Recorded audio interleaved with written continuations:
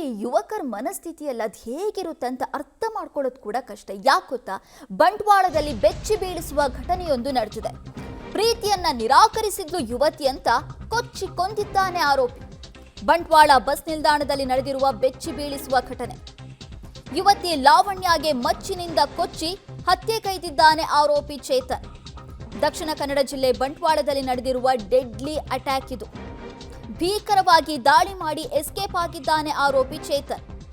Bus ನಿಲ್ದಾಣದಲ್ಲಿಯೇ ಯುವತಿ ನರಳಿ ಪ್ರಾಣ ಬಿಟ್ಟಿದ್ದಾಳೆ. ಅವನ್ ಪ್ರೀತಿ ಮಾಡ್ತಿದ್ನಂತೆ, ಬಟ್ ಆ ಯುವತಿ ಪ್ರೀತಿ ಮಾಡ್ತಿರ್ಲಿಲ್ಲಂತೆ. ಎಂತ ಮನಸ್ಥಿತಿ! ಇವ್ರು ಪ್ರೀತಿ ಮಾಡಿದ ತಕ್ಷಣ ಆ ಹೆಣ್ಮಕ್ಳು ಪ್ರೀತಿ ಮಾಡ್ಬಿಡ್ಬೇಕಾ? ಹಾಗಾದ್ರೆ ಅವರಿಗೆ ಅವ್ರ ಭಾವನೆಗಳಿಗೆ ಬೆಲೆನೇ ಇಲ್ವಾ? ಇವ್ರು ಪ್ರೀತಿಸಿದ ತಕ್ಷಣ ಬೇರೆ ಯಾರಿಗೂ ಆ ಯುವತಿಯರು ಸಿಗ್ಲೇಬಾರ್ದ? ಎಂತ ವಿಕೃತಿ ಮನಸ್ಥಿತಿ ಇರ್ಬೋದು. ಈಗ ಈ ಆರೋಪಿಗಾಗಿ ಪೊಲೀಸರು ಹುಡುಕಾಟವನ್ನು ನಡೆಸ್ತಾ ಇದ್ದಾರೆ. ಆತನಿಗೆ ತಕ್ಕ ಶಿಕ್ಷೆಯನ್ನು ಕೊಡಬೇಕು ಅನ್ನುವ ಆಕ್ರೋಶ ಕೂಡ ವ್ಯಕ್ತವಾಗ್ತಾ ಇದೆ. ಅದು ಮತ್ತೆ ಈ ಯುವತಿಯ ಸಂಬಂಧಿಯಂತೆ ಈತ ಚೇತನ್. ಲಾವಣ್ಯ ಮತ್ತು ಚೇತನ್ ಇಬ್ರು ಕೂಡ ಸಂಬಂಧಿಕರು. ಆತ ಪ್ರೀತಿ ಮಾಡ್ತಾ ಇದ್ದ, ಬಟ್ ಆ ಪ್ರೀತಿಯನ್ನ ನಿರಾಕರಿಸಿದ್ಲಂತೆ ಆ ಯುವತಿ.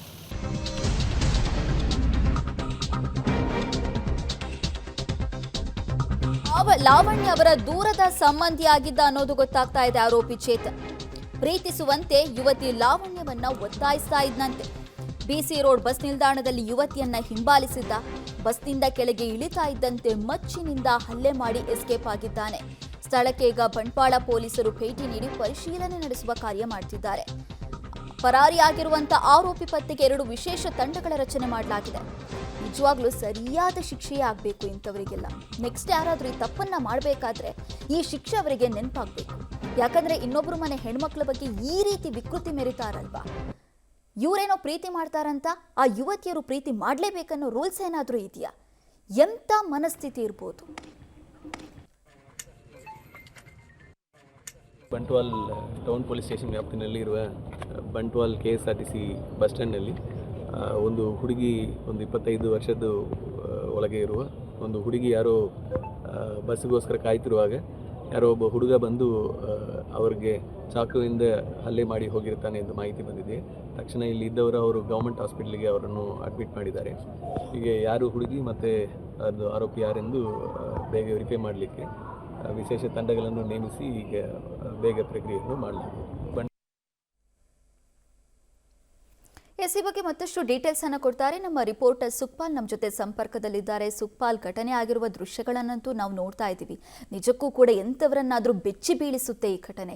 ಎಷ್ಟೊತ್ತಿಗಾಯಿತು? ಈಗ ಈ ಆರೋಪಿಗೆ ಸಂಬಂಧಪಟ್ಟಂತೆ ಏನ್ ಮಾಹಿತಿ ಸಿಗ್ತಾ ಇದೆ?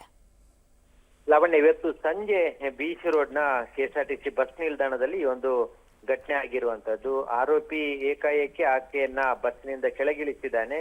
ಆ ಬಳಿಕ ಅಲ್ಲಿ ಮಾತಾಡೋ ರೀತಿಯಾಗಿ ಆತ ನಿಂತು ಮಾತಾಡ್ತಿದ್ದಾನೆ. ತಕ್ಷಣಕ್ಕೆ ಆತನ ಕೈಯಲ್ಲಿದ್ದಂತ ಮಚ್ಚನ್ನ ತೆಗೆದು ಆಕೆಗೆ ಹಲ್ಲೆ ಮಾಡ್ತಾನೆ. ಬಹಳಷ್ಟು ಹೆಚ್ಚಿನ ರೀತಿಯಲ್ಲಿ ಬರ್ಬರವಾಗಿ ಕೊಚ್ಚಿ ಆತ ಅಲ್ಲೇ ಕೊಲೆ ಮಾಡ್ತಾನೆ. ಈತ ಹಲ್ಲೆ ಮಾಡಿರುವಂತ ಹಿನ್ನೆಲೆಯಲ್ಲಿ ಆಕೆ ಅಲ್ಲೇ ಪ್ರಾಣವನ್ನ ಬಿಟ್ಟಿದ್ದಾಳೆ.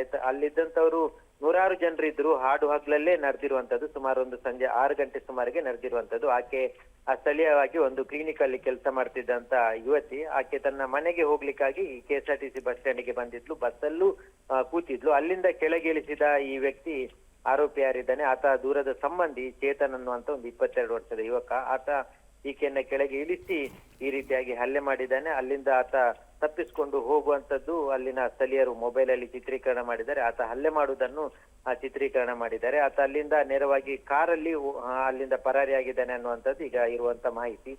ಪೊಲೀಸರು 2 ತಂಡ ಮಾಡಿ ಆತನನ್ನ ಬಂಧಿಸುವಂತ ಪ್ರಯತ್ನಕ್ಕೆ ಮುಂದಾಗಿರುವಂತದ್ದು. ಲಾವಣ್ಯ, ಥ್ಯಾಂಕ್ ಯು ನಿಮ್ಮೆಲ್ಲ ಮಾಹಿತಿಗಾಗಿ.